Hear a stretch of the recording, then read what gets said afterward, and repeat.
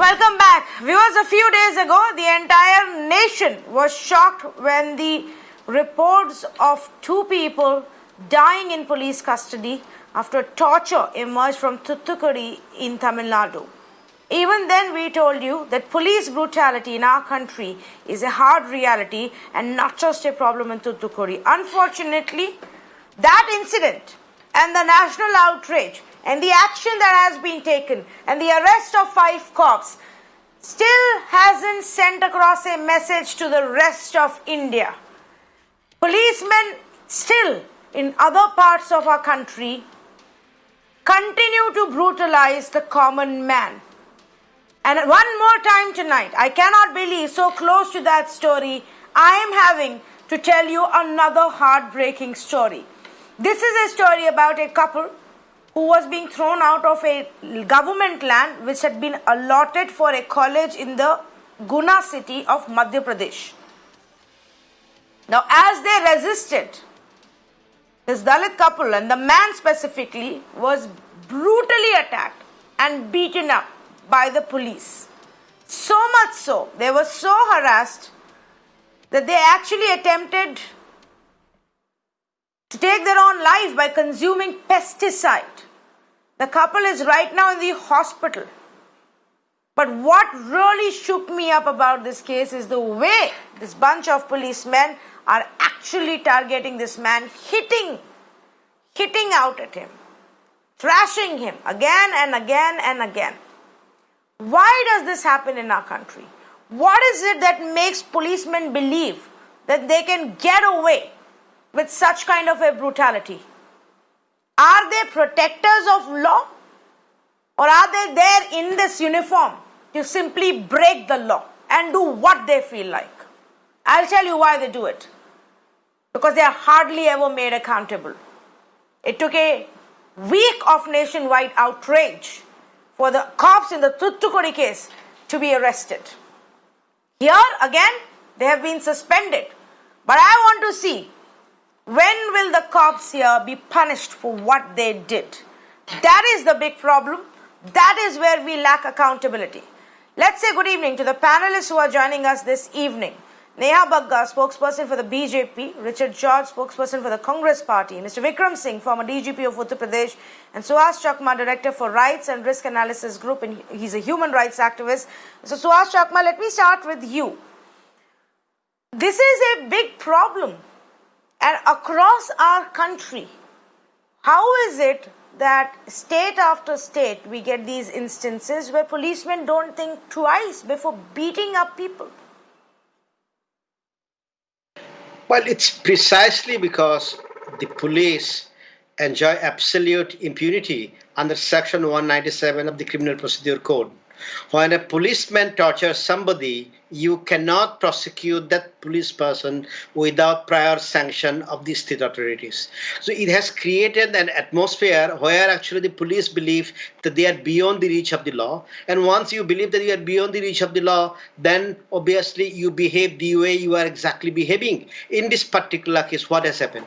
The SP has been transferred, the DM has been transferred. But that's not the issue. The issue is there are individuals who had beaten up people. 40-odd police officers could be seen in this video. You take actions against those individuals. Instead of taking action against those who are guilty, you try to fix the responsibility at the level of SP and the DM who are transferred, and nothing happens. And the inquiry which is started by the government, obviously it will be forgotten after 2 or 3 days, and it will not lead to actual prosecution of the culprits. So if you do not prosecute, then how are they going to fear the law? So the main problem in the country is that law enforcement agencies do not fear the law. Yes, Mr. Vikram Singh, would you agree? They don't fear the law themselves because there's hardly ever any accountability. That it's high time we wake up to the fact that we never seek accountability from policemen.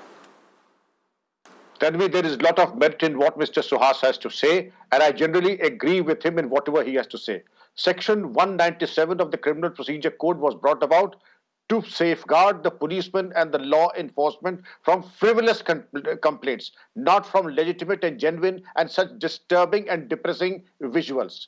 What happened in Tuticorin is a shame, and it would be impossible for the Khaki to wash off that blot from the uniform. This again is something equally, it has left me aghast and equally shocking. I wish there is too little coming too late. Action would have been taken on those. There's always a best way of doing everything. There's always an appropriate way of doing everything. One need not have to be so brutal in anti-encroachment drives. One has to exhaust all channels of appeal and grievance redressal, and then notice is given to those who are squatting there, and then opportunity. The Prime Minister, Pradhan Mantri Awas Yojana has special status for the Dalits, for the scheduled castes and the scheduled tribes. They could have been rehabilitated there first, and then the anti-encroachment drive. Tanvi, my inner suspicion is that the unusual haste and enthusiasm with which the police has gone with the journalists, there's much more to it than what meets the eye. I think there was another agenda apart from the anti-encroachment drive, which would explain their the very unnatural enthusiasm with which they are going about.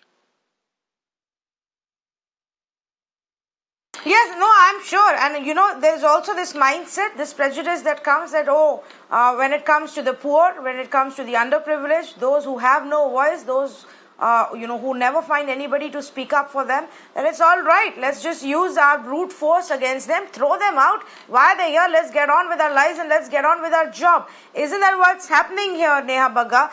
That these cops went on an anti-encroachment drive to vacate this part of the land and then resorted to this kind of brutality. I mean, I'm sure you've seen the visual and you've seen what's happening in the visual. The fact of the matter is that in 3 straight seconds, if you see, tuck, tuck, tuck, 3 hits. That is the intensity and the sheer frequency of the way this man was thrashed. The cop actually ripped apart the sari of the woman. The woman cop ripped apart the sari of the lady here in question. They were constantly beaten down. If you listen to the clip, you can hear somebody saying, "Tod do." What is this mindset? See, the act of police seen in this video is definitely shame to humanity. Having said that, there's also other side of the story. We have only seen these visuals of 30-40 seconds. But before that, what was the story? What was the fact? What was the situation happening there? See, this land was encroached by a man called Gabbu Padri. And that fellow, who has criminal cases around 47 in almost 3 police stations, has done this encroachment over there. When police went there, with all dignity, they were asked to go from that land and they denied. That time, Gabru's men were initiated and they attacked police. I also have the visuals which media is not showing, where Gabru's team has attacked police brutally. Woman police officer was attacked. She was slapped by the same man whom police has brutally beaten afterwards. And obviously, Madhya Pradesh government is very serious. Madhya Pradesh CM is serious about this heinous act and he has taken timely action and also doing a high probe inquiry on this matter. CM has suspended I'm sorry, I didn't understand. Why are you telling me this background? Why are you telling me this background? Is this the justification for what the police has done? No. Is this man Gabru? Is the man who's being beaten up? Is the man to whom this woman is clinging on to and the couple who's trying to protect each other, is any of them, the woman or the man, Gabru? See, I am not at all defending police here. Are they Gabru? Is he Gabru's man who went and attacked the police? No, I am trying to understand what is that story and what is this allegation of media not showing that part have to do with what happened here. I will tell you why media is not showing it, not to hide anything, but it has no relevance to what has happened here, Neha. It has no relevance. If a gunda has used his henchmen to attack the cops, by all means put that gunda behind the bars, put his henchmen behind the bars and get justice. That does not give anybody a right, not even men in uniform, to attack these people like this. Even if they are the lawbreakers, even if they are encroaching. Unless they had a gun pointing at these 8 policemen, There is no justification. Can I please complete? See, I agree. I told you that whatever police has done is shameful to the humanity, and we don't stand by police. Shivraj Singh Chauhan ji and Home Minister Narottam Mishra has taken action on the immediate effect. But we need to know that why these land poachers were protected by Congress government in their last 15 months regime. And when the action is being taken, when this criminal who has 47 cases registered in three thanas, why we are not talking about that? Why we are not showing the video where policemen were attacked, where police lady was attacked by the same man? Why we are not talking about the criminals who are daily encroaching the lands? Why we are looking on the caste of the people who have encroached? Why I we will are tell you. questioning I will only tell you. police? I will tell you. These people, I will tell you. then police. I will tell you why. I will tell you why. Not because it doesn't break my heart, not because it doesn't concern me, not because it's a crime. All of that is justified. But the police has the wherewithal. The police has the power. The police has the weapons. The police has the power of the law to go after anybody who breaks the law. This is a story about police crossing the line. This is a story about the police unleashing brutality on people who didn't even attack the police. Are we There is no giving criminals a comparison. message? Why are you bringing that up when I'm talking about something else? A This simple ridiculous question, what are we about giving- the always infuriates me. Always infuriates me. Tomorrow you will tell me police पे 4 kilometre दूर गोली चलाई तो इसलिए हमने यहाँ पे इसको पीट दिया. विकास दुबे ने पकड़ के 8 लोगों का एनकाउंटर कर दिया इसलिए हमने इस दलित आदमी को मार दिया. ये क्या लॉजिक है? इसमें संबंध क्या है? लॉ अबाइड करना पुलिस का काम है. Neha Bagga, is this man a criminal? I'm asking you. And even if he is, please by all means arrest him and put him behind bars. Look at the visual. Look at the visual. There is a couple surrounded by men in uniform and they're all beating him. All they had to do is catch hold of this couple and pull them out. Catch hold of this couple if they are lawbreakers and throw them behind bars. There is absolutely no reason why so many policemen have to surround this couple and beat them up. This is abuse of power. Please don't try to justify it at all. I want to actually bring in Mr. Richard George, who hasn't spoken so far. Mr. Richard George, what is this mentality of the police? How is it that governments come and go, but the sheer brutality of the police in every state of our country doesn't go away? Well, the entire incident to begin with, I would say, clearly gives out the stink of hypocrisy that they use in their tagline where they say, Sabka Saath, Sabka Vikas. You know, the farmer suicidal rate during their regime was on the topmost. Madhya Pradesh was on the topmost. And then you can see their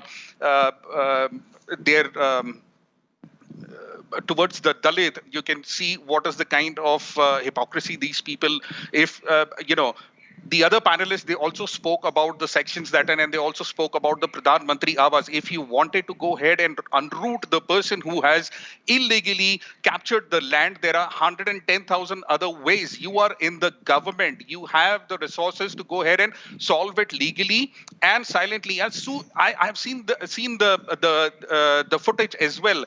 I mean, see the brutality. Who gave them the right to just go ahead and beat up these people? I don't see any weapons over there. My BJP counterpart was talking about somebody who's having the criminal, background and has beaten the cops. I don't see anything. Do you see? Does anybody see anything of that sort in this entire footage?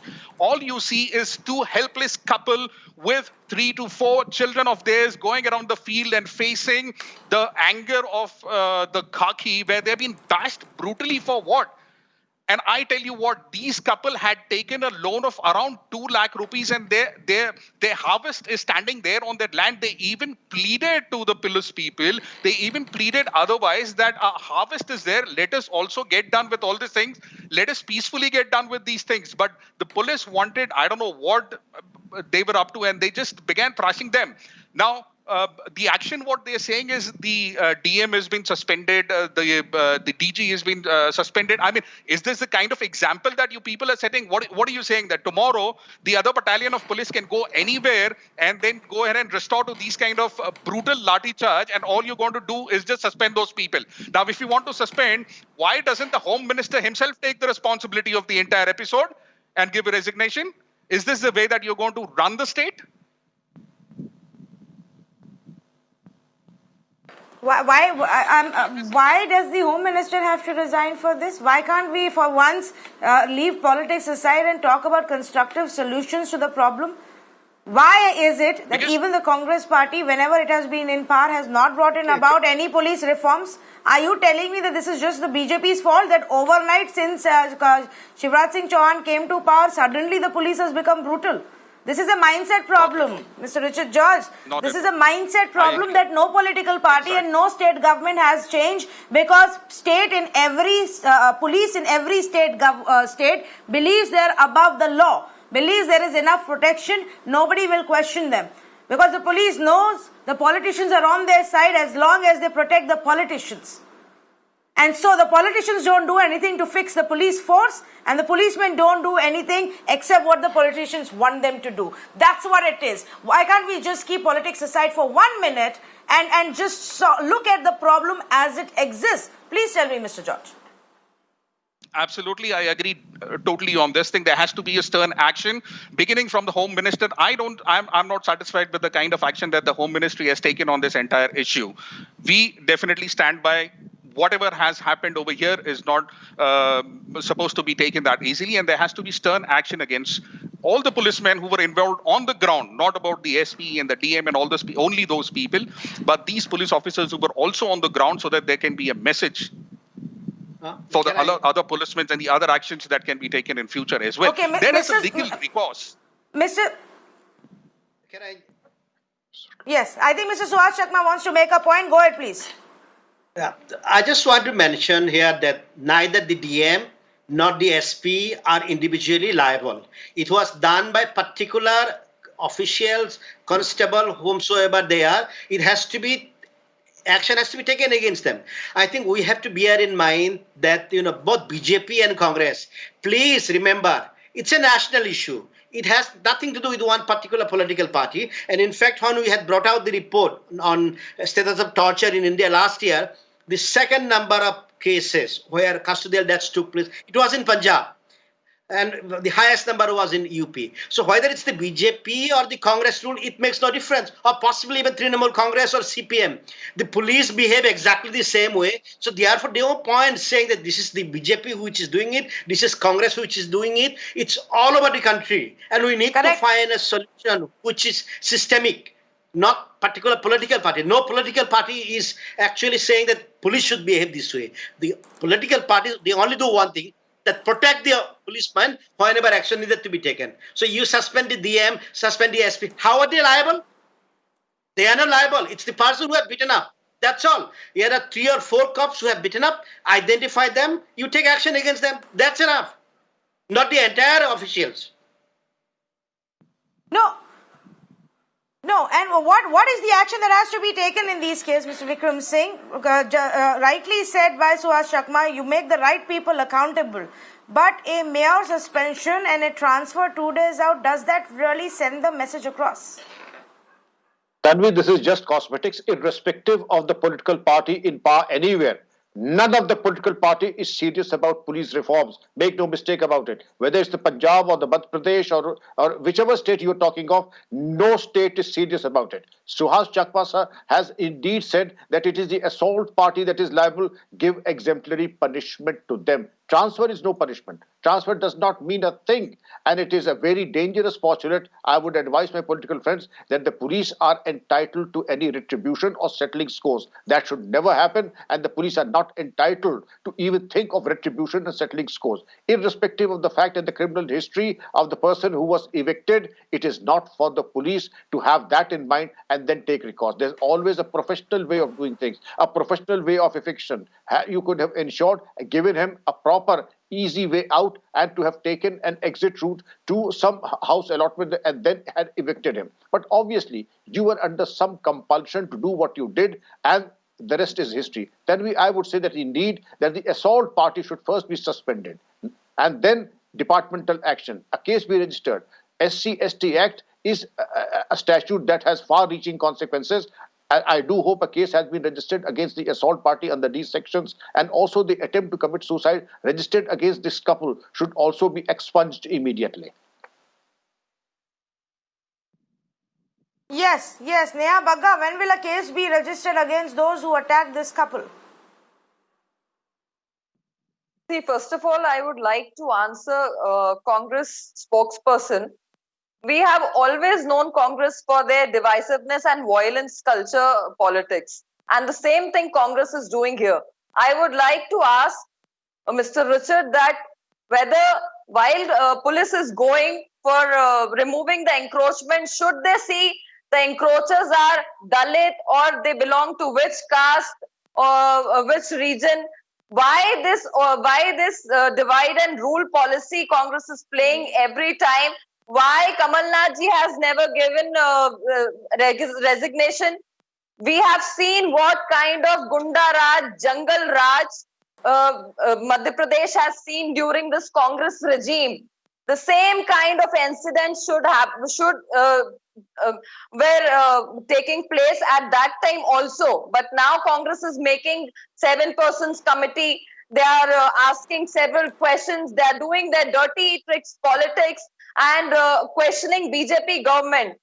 The right question Vikramji has asked, why Congress didn't come up with some kind of a policy against these type of brutal actions taken by police.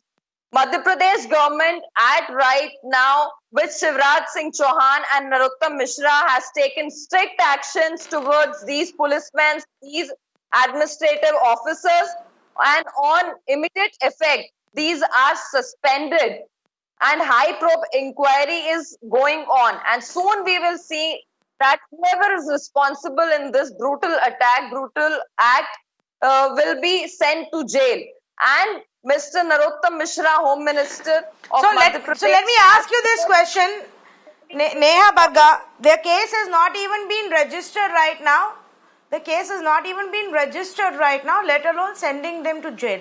Tell me, your party now in the state and at the center, instead of just blaming your rival party, what is it that BJP is doing to change this situation? Your party in power in Uttar Pradesh, where repeated instances emerge. Your party in power in Madhya Pradesh. Your party in power in Gujarat and so many other states of our country today and in the center. Is it now the time to actually bring about a wide-scale, widespread police reform? See, I'm telling you what my party is doing. When we arrest gangster like Mr. Dubey, then this Rudali gang comes up crying why he's not encountered. When he's encountered, they cry why he's encountered. When we are approaching gangsters, this Rudali gang is crying. While we are going and arresting the people who are doing encroachment. I asked you about police reforms, not about encounters. I asked you about police reforms, not about encounters. I am telling you about the law and order situation in Madhya Pradesh. People who were on the ground, are they suspended right now? I am asking you about police reforms. Have they been identified till now? See, law and order situation, we have controlled the situation in Madhya Pradesh, which we have seen in last 15 months. What Congress has done, what Kamal Nath ji has done. Sure. We have seen 2 children who were murdered, who were kidnapped. Nothing was done from Kamal Nath ji's side. We have seen a Chhindwara girl raped for 7 continuous days and she was found dead in jungle. We have seen a girl raped. We have seen a girl raped in Rajgarh. And what Kamal Nath ji has done while she was protesting, she was, Neha Bagga, I can do this. I can go on having this argument with you and Mr. Richard George all night. I can keep asking you questions. You can keep changing your goalposts. I'll ask you more questions. But the idea of this conversation is to not circle around. It's to get some answers. Now, let me tell you what the reality is. If you want to talk about law and order situation, change the goalposts, I will talk to you about that. The fact of the matter is that a man like Vikas Dubey managed to travel through 4 different states, including Uttar Pradesh and Madhya Pradesh, during a lockdown time, during a time of a pandemic, and the police and the state government and the border authorities didn't even realize for 1 long week until he appeared at a temple. So please don't sit here on my debate now and brag about what the Madhya Pradesh police may have done. The question tonight is not about law and order. The question tonight is, who is going to police the police? Who is going to rein in the police and the men in khaki who think they're above everybody else? That's what I'm asking you. Mr. Vikram Singh wants to make a point, and then Suhas Chakma. Yes, Mr. Vikram. Just one quick point. Just one quick point that the Honorable Supreme Court in the year 2006 gave a 6-point directive for police reforms. That is the law of the land. But it's a tragedy, administrative tragedy, that not a single state government has been serious in implementing the police reforms, which is in national interest, which is the law of the land. I really would like to understand what is the roadblock in implementing the police reform as enjoined by the Supreme Court 14 years ago. Okay, let Mr. Richard George answer that question first, and then Neha Bagga will answer. Mr. Richard George, what is stopping any state from implementing these reforms? Please tell me. I would definitely go ahead and take the point from our fellow panelists, and definitely there's a reform. I would not deny that, because at the end, this is not the way that any authority in power should be dealing with any citizens over there. So yes, reforms are needed, and reforms should be taken to build a proactive and a productive and environment-friendly atmosphere where these things do not happen. These things come to a standstill, and we take the legal recourse. We should definitely go ahead and work towards making this possible. No, but of course we should. But the fact is, it doesn't happen. And I'm sure Mr. Vikram Singh will agree when I say that simply because, and he knows it very well, he's often said it on my shows, simply because it's a very convenient equation between the politicians and the police. Let's protect each other, do what we need for the other side, and continue in this situation. Reforms are not something that the politicians need and the governments need, because what they need out of the police, they get. Who cares about the rest? The reforms did start, and I would also, like to remind that during the Kamal Nath government tenure, there were obviously a focus that Kamal Nath ji was putting on these reforms, where he also made it mandatory that the police people would at least get a week's off, so that they had a study where these police people were doing continuous duty, and because of which they also were a victim of frustrations at times and other physical challenges and mental challenges that they used to face. Based on that, there were certain reforms that was already been initiated by the government, Kamal Nath government, wherein their duty hours were kind of restricted, ensuring that they do not overlay and they do not get exhausted beyond a point. There was also ensured that they would get at least 1 day off in a week where they can spend, they can get refreshed and then get back to their duties. So there were reforms obviously initiated as well. I would not say that was, we somewhat, I want to boast about it or that we've achieved everything. No, there was at least something that has happened.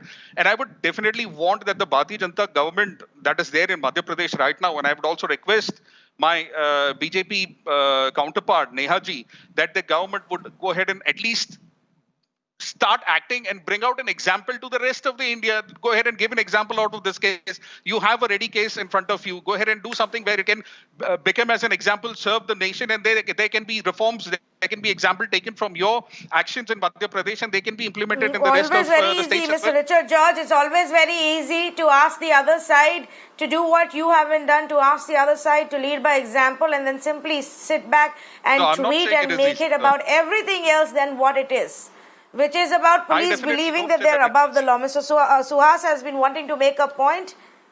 Yes. Mr. Suhas, go ahead, please.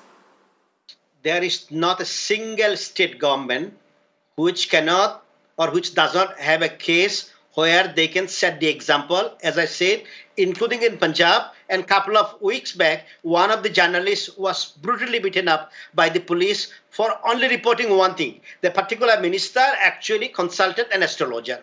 Now, if we talk about police reform, National Police Commission was set up in 1980, and the recommendations which we are given, or directions given by the Supreme Court in the Prakash Singh case, has not been implemented. So since the British have left this country, no police reform had taken place. Rather, we brought Section 197 of the Criminal Procedure Code, where we gave some sort of immunity for requirement of prior sanction. And who gives the prior sanction? Prior sanction is given by the department or under secretary or a section officer. Now, once the permission is denied by the department or the ministry, the court cannot proceed. So what have we created? We have created the situation where the Chief Justice of this country cannot proceed based on a decision by a section officer, by an undersecretary who cannot apply his judicial mind.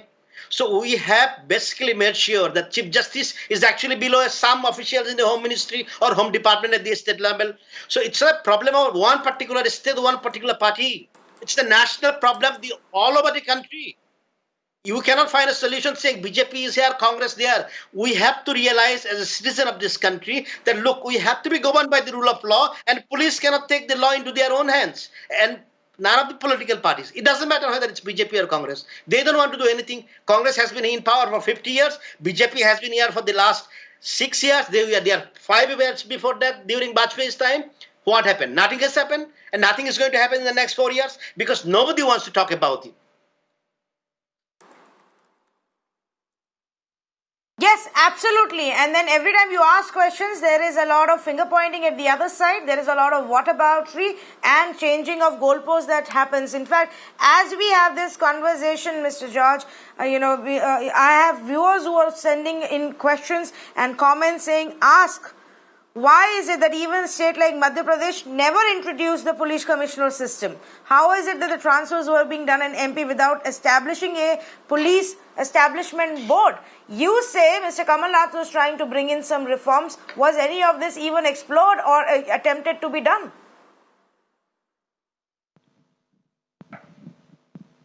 Well, as you say, obviously, there were challenges and we did not get the entire term. Please do not take this as an excuse again. But then there were a lot of things that had to be infused and that had to be introduced. But we, unfortunately, did not get a chance to bring in these kind of reforms and work on that. But honestly speaking, the intentions were definitely there to bring in reforms even in the police sector. Okay, let me ask Neha Bagga this question as well. What's on the anvil for police reforms in the state? You genuinely want to solve the problem? You genuinely want to change the situation and send across a message that such police brutality will not be acceptable under your party? Then tell me, what's the plan of action? Yeah, I first of all want to tell you that this Congress is jhoot ka pulinda. And we have seen this in their Vachan Patra, their manifesto. And among that manifesto, there was this jhoot, which Mr. George said that. Neha Bagga, I don't understand. Are you unable to comprehend what I'm asking you? Or in short, you're not going to do anything else except point fingers at the Congress party? By all means, say what you want to the Congress party. But can I get at least one answer out of you? I am giving answer to your question too, but I was answering to Mr. George first, as he said that he was not able to complete the full 5-year term, as his government was not allowed to complete 5-year term. But the lies he told to people of Madhya Pradesh. That's not even a question to you. Why do you have to respond to that? Likewise, he lied. That's a lame excuse, and even he knows that. Why are you even wasting my time? Why are you wasting my time by responding to lame statements that he's making, that he's admitting is not a good excuse? I'm asking you, what is your plan? Please tell me your plan. I'm telling our plan only. I'm telling my plan only. But the thing is that if he's continuously lying, I just want to counter on that. And the one biggest lie is that he said that his government was about to give weekly off to policemen so that they are not into stress. I just want to ask, in 15 months, how many weekly offs they have given to police? And coming to your question, definitely we want to come up with some of the good reforms so that these kind of brutal acts are not in public space. And the act done by the police in Guna we are ready and we are taking a strict action towards them. And I can assure you that whoever is responsible in this heinous act will be punished and will be punished accordingly. And soon you'll see the result. We are not like Congress that will come up with this divisiveness and this violence kind of a culture. We believe in law and order, and in government of BJP, we want to bring good law and order situation, and we are working on it. Well, I just want to point this out. I think I'm going to go with Mr. Vikram Singh and Mr. Suhas Chakma on this one. The fact of the matter is that no state government and no political party has ever shown any real intent in bringing about police reforms. Government after government, in fact, the way the long rope has been given to the police force has only ensured that they become more brutal, that they get more emboldened to use the brute force on whoever they feel like, because they know they will get away. Just look at the data on custodial deaths and you will see. Look at the conviction rate in the cases of police custodial deaths and you will realize how easy it is for a policeman in our country to cross the line, to break the law and get away with it. It becomes an international story when it happens in the United States of America. And those in our country want to outrage about it. Well, let me tell everybody that this is the reality of our country in India on a daily basis. There is a shocking case of police brutality that comes every single day. But because the ones at the receiving end are poor, are underprivileged, are powerless, don't have a voice, nobody cares. Once in a while, when it becomes too painful to watch, the media outrages and so do the activists. And under pressure, government decides to suspend one cop here or two cops there. They wait for every outrage to die down and then they move on with their lives. When will this change? Can we have one government that's actually genuinely interested in reforming our police force? Can we have one minister, one single minister, who's interested in empowering the common man and not just watching out for his own interests? This is not just about the BJP, this is not just about the Congress party or the Samajwadi party or even the BSP, AIADMK, DMK, JDS, RJD, JDU, all of these political parties, TMC, not one has shown interest in bringing about reforms. And so in our country, brutality by men in uniform continues.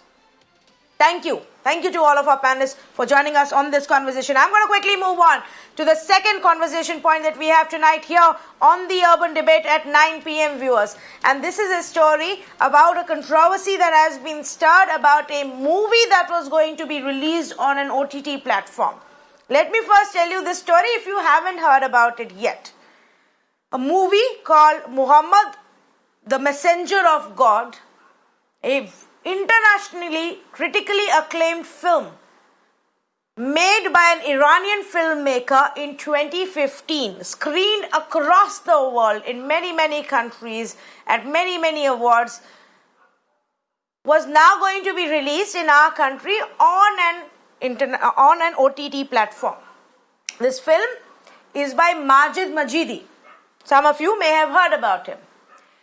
He made this film about the Prophet, focused more about his childhood days, those he was surrounded with, while trying to stay away from any controversy by not depicting the Prophet in his adult life, as that would have definitely hurt some sentiments. He did all that. This is a movie that actually has background music, original soundtrack by A.R. Rahman. And this is a movie that's now facing opposition in India. Raza Academy, which is based in Mumbai, name often pops up in several controversies, wrote to the Maharashtra government And very quickly, very swiftly, the Minister of Maharashtra, Mr. Anil Deshmukh, has actually written a letter to the centre saying, I request you to look at this case. I have received a request to ban Muhammad, the Messenger of God. The complaint says that the movie will hurt religious sentiments, and I request you to ban the film under the IT Act. Request you to ban the movie on all OTT platforms. This was based on a complaint by the Raza Academy, which said that the film targets Muslim community. It's a film made by a man called Majid Majidi from Iran. And the film is titled Prophet the Messenger of God. But Raza Academy says this release of this film may cause unrest and law and order problem. And so it must not be allowed. My question is very simple. I just want to say, for how long will this trend continue in our country without watching, without deciding for ourselves? Why is it that we jump to the controversy and ask for bans? Why is banning movies, banning any kind of art, banning a book our favorite pastime? Irrespective of the political party, irrespective of the religion. How does this happen again and again in our country? Why have we become so sensitive that even before we see anything, we have decided in our minds that this is wrong?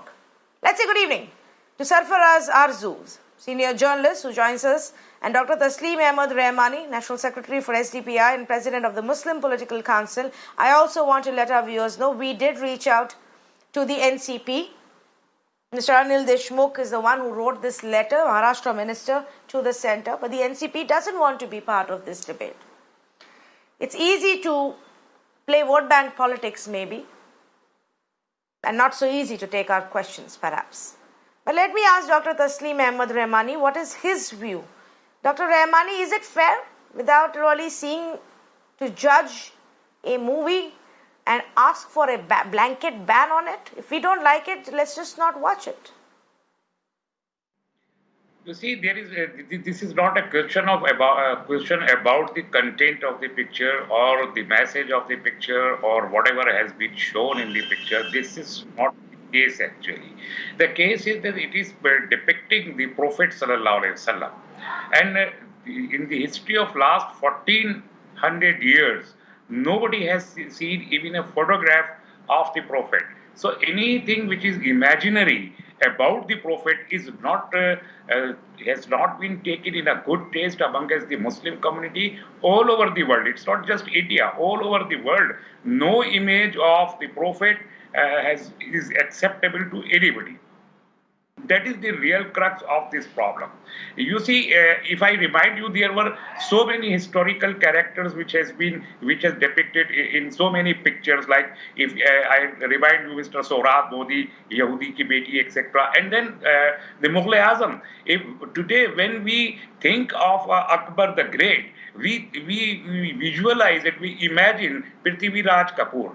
That is the real problem. If somebody act on behalf of the Prophet Muhammad Sallallahu Alaihi Wasallam, whenever, because nobody has seen the Prophet, and when we narrate the picture, narrate the physique of the Prophet, there are books, libraries all over the world. There are full of libraries which narrate how the Prophet was. How his hairs, how his face, how it was complexion, how was his height, and everything. His narration is a part of the Siratul Nabi Sallallahu Alaihi Wasallam. There are three parts of the Sirat, and one is his physical appearance. And it written so many versions all over the world. So depicting a person, because we have not seen in actual no picture and no portrait is there. So whosoever will try to imagine the Prophet, he will imagine that actor actually, and that is the real crux. That's why we do oppose such depiction of the Prophet Muhammad Sallallahu Alaihi Wasallam. That is our belief. That is our sense about our Prophet. And I say, maybe you can blame me that I'm exaggerating, but he's the most glorified person of the history ever produced. Prophet Muhammad Sallallahu Alaihi Wasallam, the most glorified person, the most talked about person, a person about whom has been written so much, and nobody could muster this courage to depict him in any manner till the last 1,400 years. Even this picture, there are from Jamiatul Azhar, there are objections. Dr. Rahmani, are you able to hear me? I don't think he's getting my audio. Is he getting my audio? Dr. Rahmani, are you able to hear me? Yes. Dr. Rahmani, my question to you is very limited. I understand what you're saying. I understand that there is a belief that he should not be pictorially depicted, and in many countries, even in the Saudi world, it's led to a huge amount of protest. My only question to you is, how do we know how he's been depicted in this if nobody in our country has watched the film? From what I have read, the Prophet has not been shown. His face has not been shown in the film. All that has been shown is a very creative depiction of a character and those around him, people around him, and him in his childhood. The Prophet, from what I have read, is not even being shown. My question to you is, Dr. Rahmani, is it fair to resort to this kind of threats about law and order without even having seen what's there? You see, Raza Academy did not threaten for any law and order situation. That must be very clear. That is what the Home Minister of the Maharashtra has written to the center. It's not the Raza Academy which has threatened any law and order situation in the country. Number one. Number two, I want to remind you another picture, The Message.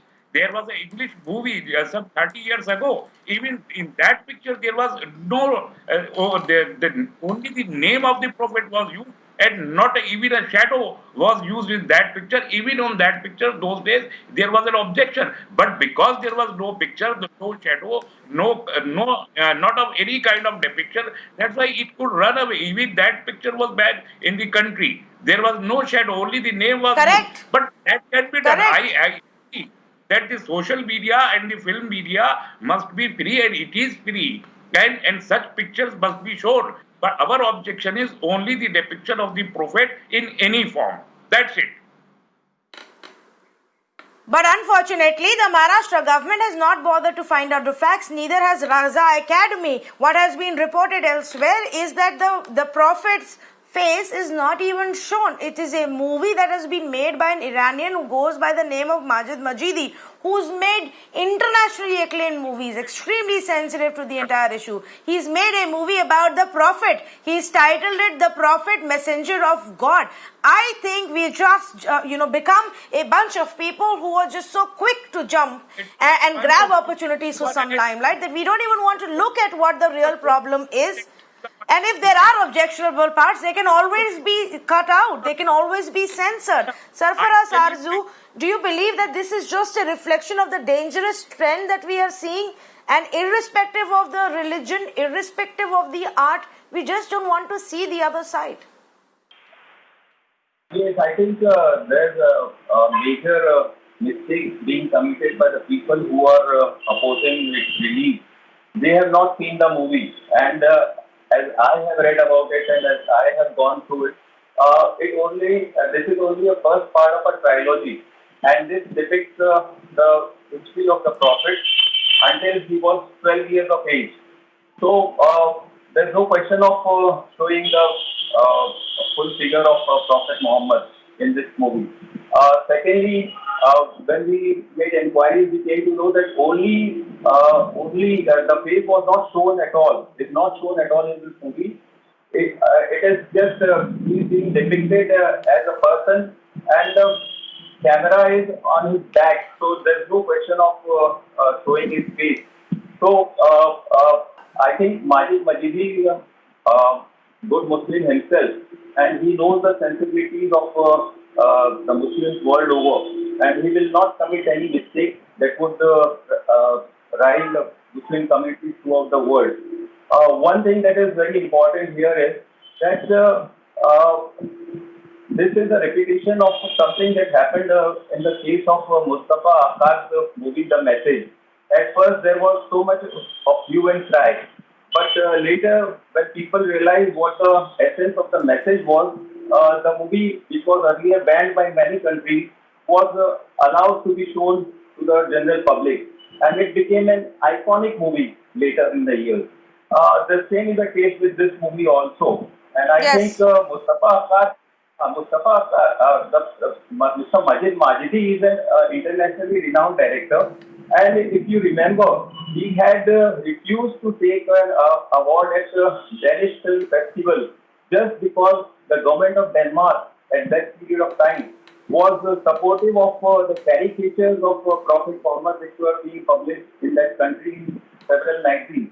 So if Majid Majidi is so careful about being and so selective about even picking of awards, I don't think he'll make a mistake of letting the community down and making.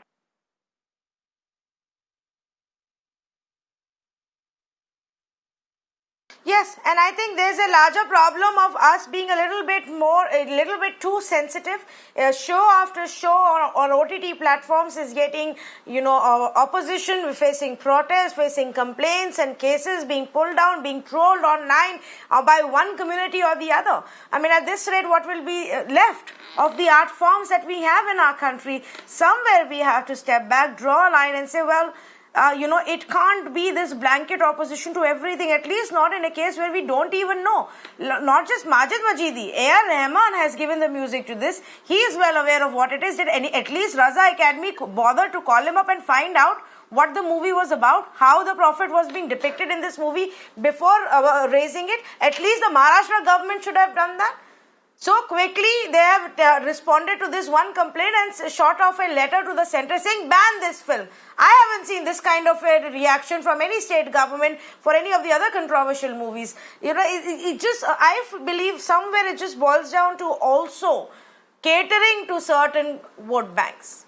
And has really nothing to do with genuine sentiment, because otherwise people would try to find the truth and the facts before they take such decisions. Completely out of time, but Dr. Rahmani and Sarfaraz Arzu, thank you so much for joining us on this conversation.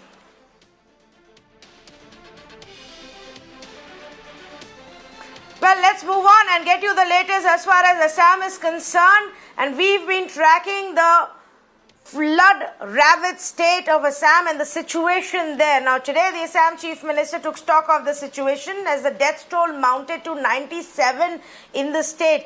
Chief Minister also visited flood-affected areas of Kaziranga National Park and flood relief camps as 7 more deaths were reported in just the last 24 hours. Now, while 71 people actually died in flood-related incidents, there were 26 others who were killed in landslides. And that's also become a huge problem now in the state of Assam. 40 lakh people, in fact, over 40 lakh people across 27 districts have been affected by this deluge. According to the latest bulletin by the state itself, Dhubri is the worst hit district with over 5.5 lakh people being hit in this district. Close to 4,000 have been rescued just in the last 24 hours. Meanwhile, there isn't any respite. The Brahmaputra river continues to flow over the mark above the danger level, at least in Guwahati, besides, few other districts that it's passing through. Now, let me actually very quickly tell you the latest that we've got in Kaziranga, which has been one of the worst hit parts as well, and there the rescue for animals continues. But first up, let me quickly go across to Arindam. Arindam was earlier in the day also traveling through various parts, so he visited Morigaon as well, where people are really right now trying to find shelter areas. Arindam, how bad is the situation on ground? Are people fending for themselves? Is there enough help from authorities on the ground level? Yes, the situation is no better right now as the entire flood scenario in Assam remains critical. 27 out of the total 33 districts of the state is presently reeling under flood waters. Around 40 lakh people are displaced in these 27 districts, and more than 50,000 people are taking shelter in various relief camps set up by respective district administration. Apart from that, thousands of people are also taking shelter on various higher grounds in certain makeshift temporary shades that they have prepared for themselves. These people fled their homes when flash floods created havoc in their villages. They could not take out any of their belongings. They somehow fled with their lives along with the cattle and poultry, whatever they could grab at the time when there was flash floods in their villages. And they're right now taking shelter on various high lands available in the state. There may be bridges, roads, highways, or embankments. So wherever there is higher grounds, where there is no flood water, these people are taking shelter. And the condition that these people are living in these highlands is very pathetic because they are coexisting with their poultry as well as the cattle that they have right now, and they are taking shelter in these temporary sheds that they have prepared for themselves. And I have been to various such temporary camps that the people have set for themselves, and I have asked them, have they received any help from the authorities or the government? They have said that not much is coming as of now. They are only fending for themselves as of now. So the flood scenario in Assam remains critical as of now, though there is a marginal improvement in the weather condition, though there is Okay. no heavy rainfall activity in the past 48 hours, but the river Brahmaputra and its tributaries, as you have mentioned earlier, continues to flow above danger level at several places, inundating fresh areas every day. And right now, 27 out of the 33 districts of the state are reeling under floodwaters. Yes, absolutely, Arindam. Thanks so much for bringing us that update. We're going to take a very quick break. On the other side, we've got a special conversation lined up with two of our COVID warriors who've been at the front line for the past several months fighting this battle for us, saving lives. Stay with me for this special chat.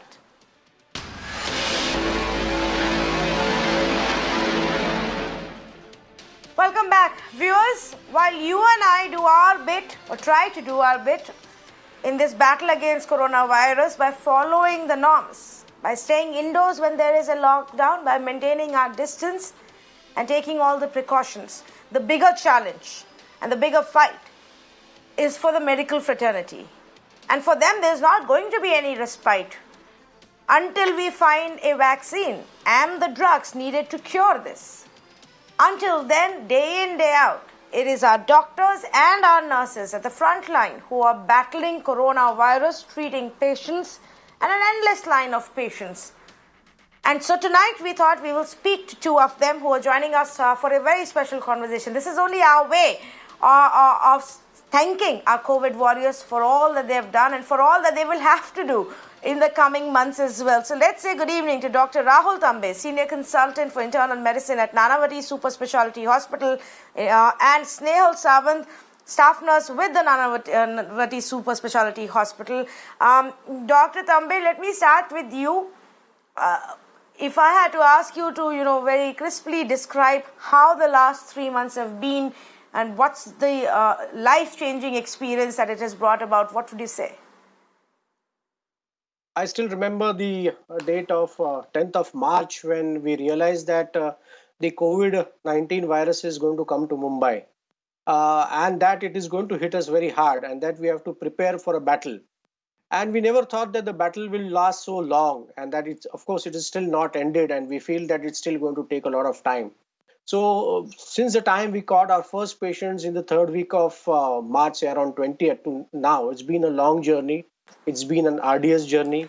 It has been an experience of a lifetime, but has been big efforts from all the COVID warriors. There's not a single warrior. There are COVID warriors all around the medical fraternity, the doctors, the frontline staff, and all the paramedical staff. So it's been indeed an overwhelming experience in last 3 months. Yes, in fact, let me also just bring in Snehal at this point. Snehal has also been working at the same hospital, and it's actually the one that's seen a lot of cases. How has the experience changed your life, Snehal? I think that's what I want to understand. Actually, I'm working since almost 2 months ago. I'm working in the ward where the patients admitted. It was really first. I'm very scared to working the COVID ward. Then after giving the care to the patients, it was just seeing that patient is squaring at at the stage where the patient is querying, means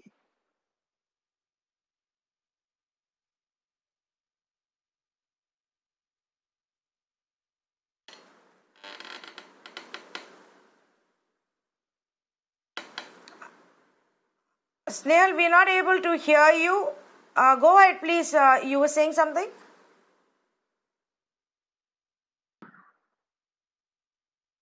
hello, hello. Okay, I'm just going to try to patch that line with Snehal Sawant again. Dr. Rahul Tambe,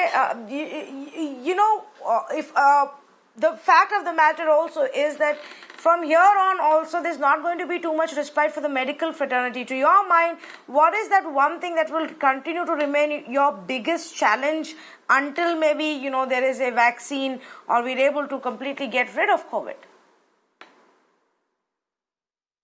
Yeah, till we are able to have a definitive treatment or a vaccine or get rid of COVID, the things have changed forever. So every day, the life we are living now is entirely different from something we had lived about 3 months back. So now, whenever you enter the hospital premises, we have to presume that every patient who comes with us to us, whether he says he's symptomatic or not symptomatic, whether he has COVID symptoms or not, we have to presume that it could be a possible COVID patient, and we have to take care ourselves. We have to be always on a high alert. We have to stick to our PPE protocol so that we do not infect. And also, we are taking sufficient amount of care at the same time the patients who are non-COVID patients are not being sent back from the hospital. We also need to take care of them. So from here onwards, we don't know if it's 3 months or 6 months, but definitely the way we practice medicine is changed forever. And we have to be always on our alert. We cannot let our guard down that this possible patient could be a COVID, and we have to take care of them. Yes, I understand. The fact of the matter is that you never know, whether the next patient who's walking in has COVID or not, people who are coming in for other treatments. For the first few months, we obviously put a lot of the other medical treatment and processes on hold, but that can't be a long-term solution, and that will also become a problem. Snehal, I believe we've got you back. We were not able to hear you earlier. Go ahead, please. You were telling us, sharing your experience with us. Actually, when I'm working in the ward, I was just scared to work because which patient is having COVID. First, I don't know whether what is the sign and symptoms for the COVID. And after working in the ward, I realized that patient is uh, patient was asymptomatic. Means nothing is there to whether the patient is COVID or not. After working with them, Yeah. after the patient, uh, I have I have I have cared for them, but I start.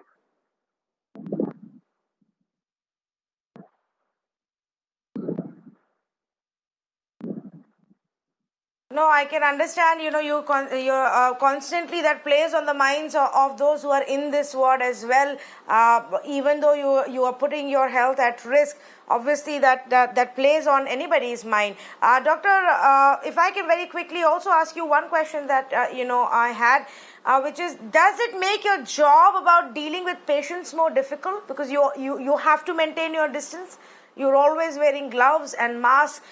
There is usually, treatment also involves a bit of a personal touch, a bit of a personal equation with the patient, conversations, a smile. All of that is not possible with the COVID protocols in place. Does that make it more challenging? Oh, yes. It's challenging on the both ends, and I suppose it's challenging for the patient also, because patient would like to see the expression from the doctor. So they are always observing how the doctor is responding to it, what are his expression. So if the doctor shows concern, then they are concerned. If the doctor is relaxed, they are relaxed, and they would want to see your face. Unfortunately, they don't see your face because we are in all the protective gear, so they don't see our expression. also communications become a big problem with them, and we're not able to communicate as freely as we should be able to communicate with them. So often the patient find it very difficult to answer. Also, as you're aware, in the COVID patients, the relatives do not come up.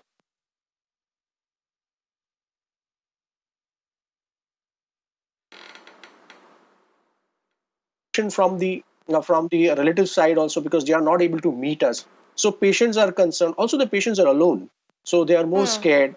Their relatives are not coming. They find it very difficult to speak to a person who has no face. So anybody who enters their room, whether it is the staff nurse, a junior doctor, a senior doctor, everybody probably looks the same behind the protective gear. So psychologically, it's a big battle for the patient. So it's a battle for the treating doctors also, because they have to take more efforts to convey their findings, to convey to the patients, and mentally help them to more relax. So that's definitely a big challenge when you're treating these COVID patients. Okay, I'm going to just try one more time with Snehal Sawant, who's a staff nurse at Nanavati Super Specialty Hospital. Snehal, the other part, and this I always like to ask our COVID warriors, is your own personal life part, is your own family life.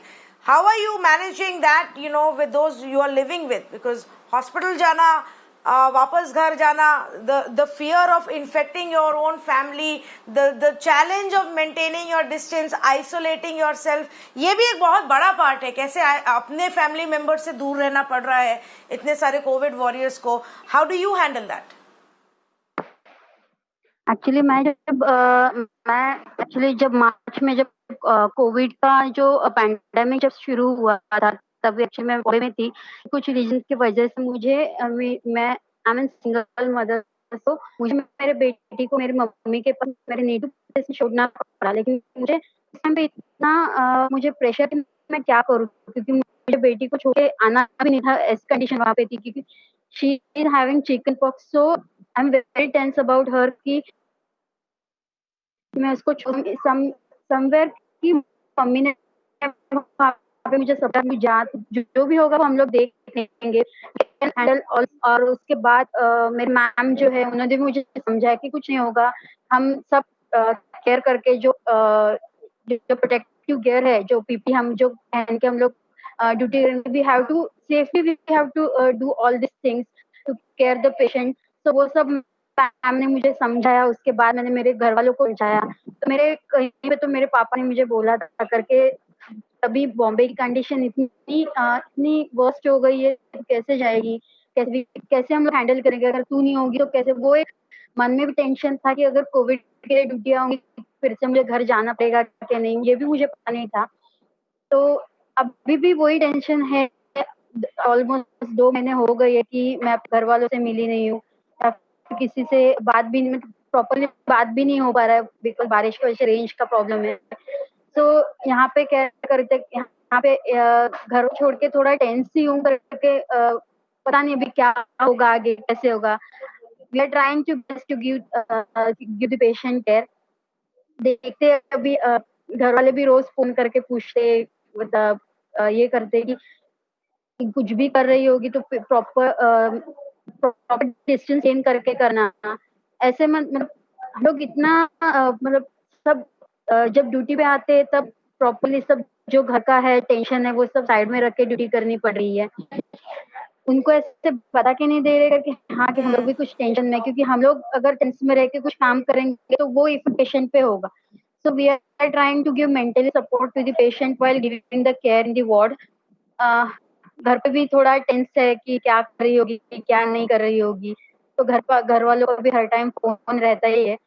तो वो थोड़ा बहुत tension में हूँ कि पता नहीं क्या होगा. रियल टाइम में बहुत ट्राई करती हूँ कि रोज मतलब कभी छुट्टी मिल, कभी घर वालों से मिल पाऊँ, ऐसा हो रहा है. लेकिन ये पॉसिबल नहीं हो रहा है अभी बिटवीन कोविड ड्यूटी.